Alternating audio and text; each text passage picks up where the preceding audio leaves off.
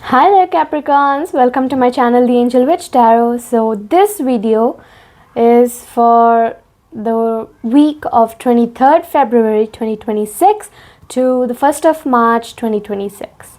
Alright, so let's start off with the cards and see what the spirits want you to know regarding your intuition. Alright.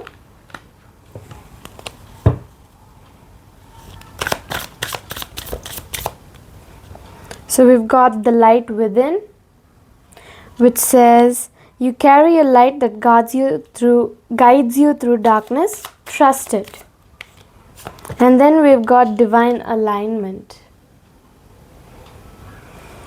which says align with your higher frequencies to enhance your intuitive senses.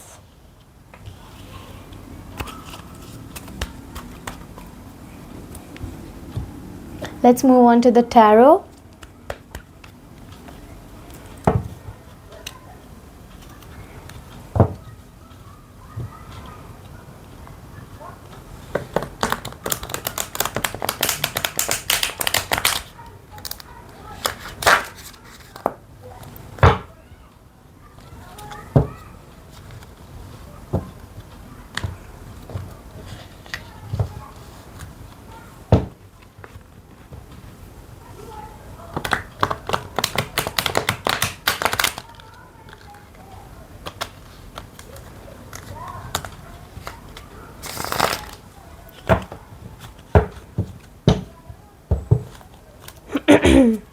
So let's see how Capricorn's week progresses this week.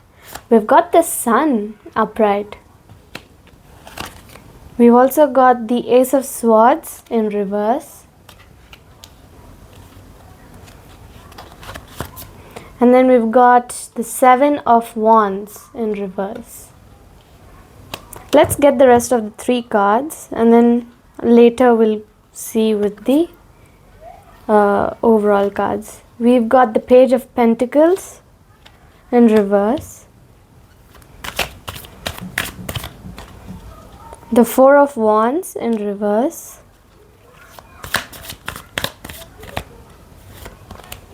and the Two of Swords in reverse. So the Sun is all about positivity, pleasure, happiness, vitality, fun, joy, celebration, warmth, success, rebirth, and it's a sign that all is going to be well. And then we have the Ace of Swords, which is in reverse. So it talks about confusion, brutality, chaos, inner clarity, rethinking an idea and having a clouded judgment at this moment or this week, right? And then we have the Seven of Wands, which is also in reverse. So in reverse, the Seven of Wands talks about exhaustion, giving up, feeling that sense of your confidence being destroyed, that sense of overwhelming energy. You're overwhelmed a lot, you're exhausted, you're on the verge of giving up, your confidence is destroyed, but you're being overly protective, right? And then we have the Page of Pentacles in reverse. So it talks about lack of commitment, greediness, laziness, procrastination, and that you learn from the failures that you are going through or that you've been going through or that you have gone through, right? So, and then we have the Four of Wands, which is in reverse.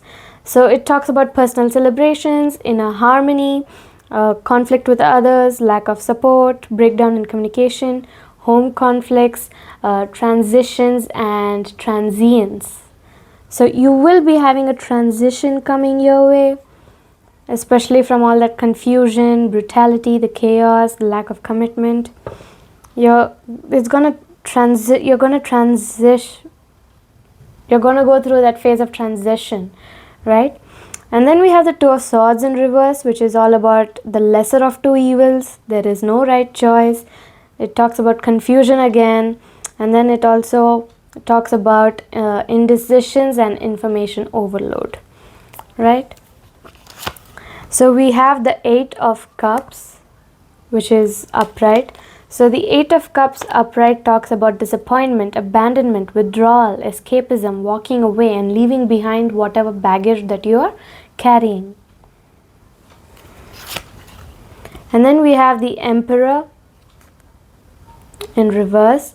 So the Emperor in reverse talks about domineering, controlling energy, the lack of discipline, rigid, stubborn, tyrant, reckless.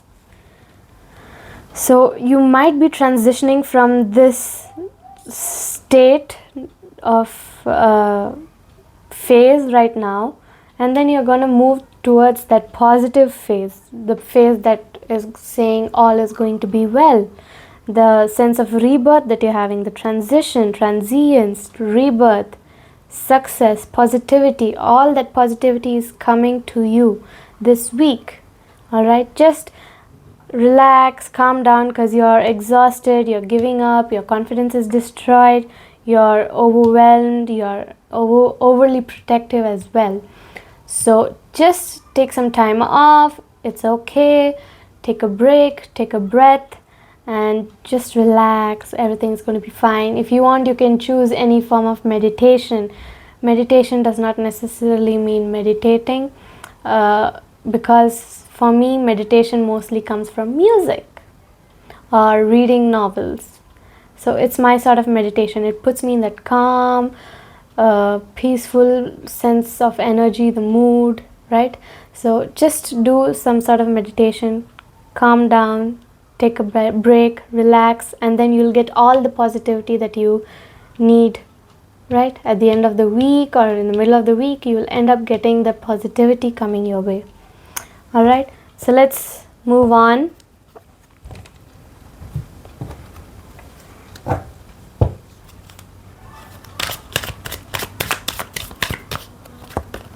We've got dreams, which is saying look to your dreams. They hold all the answers you seek. And the second card talks about friendship. This connection is based on friendship. It may never develop into romance. This is the Romance and Love Oracle card, but like I've been saying in all my videos, I don't exactly read it as specifically for romance or romantic relationships. It's for friendships, familiar relationships, pets, neighbors, co-workers, right? So for this card deck, now I need you to think of someone, whoever pops into your mind first.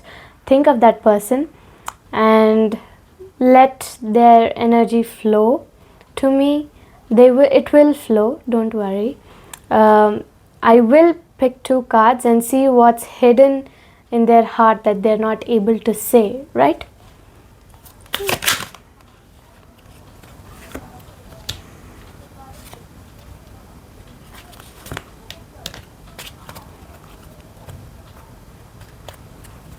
I picked 3 cards.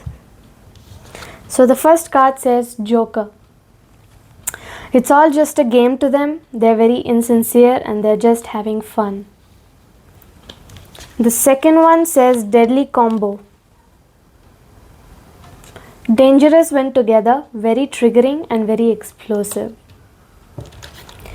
And then we have Forgiving, which says they didn't mean to hurt you, but you are holding on to it. Forgiving helps you get past it. Alright, so let's move on to the last deck before we move to the Astro Dice.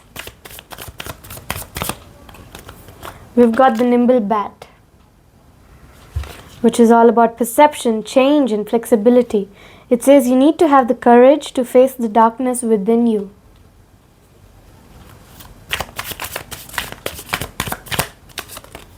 And then we have the Smart Walrus, which is all about intensity, attentiveness and ferocity. It says to say no to violence and show your strength in a gentle way. So let's move on to the Astro Dice for the overall energy of the week.